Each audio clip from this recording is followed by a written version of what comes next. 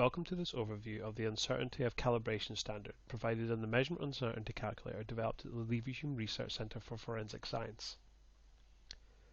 To get started, select the calibration standard uncertainty component. Here you can see that we're required to upload two files. Example files are provided for you. For the uncertainty of calibration standard, we require two files. One is the structure and two is the equipment. Let's look at the structure first of all. This file shows how a solution has been made.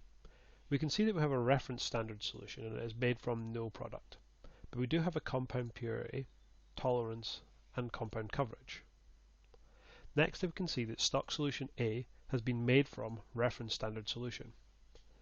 Then we have working solutions B and C, both made from stock solution A, and a calibrator's range 1 made from working solution C, and a calibrator's range 2 made from working solution B.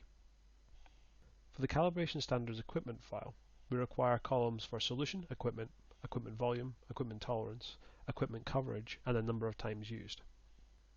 We can see that for stock solution A, we've used pipettes with different volumes, different tolerances, similar coverage, and we've used them a number of different times. This is then repeated for the working solution B, C, and both calibrator ranges. Let's upload our files.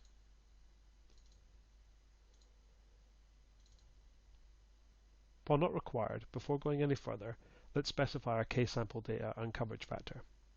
Here we need to specify the number of replicates and the mean concentration, and then either directly specify a coverage factor or have it calculated for us by specifying a confidence level. Let's select 99.99. Here you can now see that we have a result plus or minus our calibration standard uncertainty. Let's now drill down to the calibration uncertainty details. Here we provide an overview and a more detailed description of the method. Here we show a graph showing how the application has interpreted your raw structure data, showing that spiking solution was used to create reference standard solution and that stock solution A was made from this. Working solution B and C are then separated out to create the different calibrator ranges. We can also reference our raw structure data and raw equipment data. Scrolling down, we can see that our standard uncertainty is calculated out for each piece of equipment. Similarly, we then calculate a relative standard uncertainty by taking this standard uncertainty and dividing it by the volume.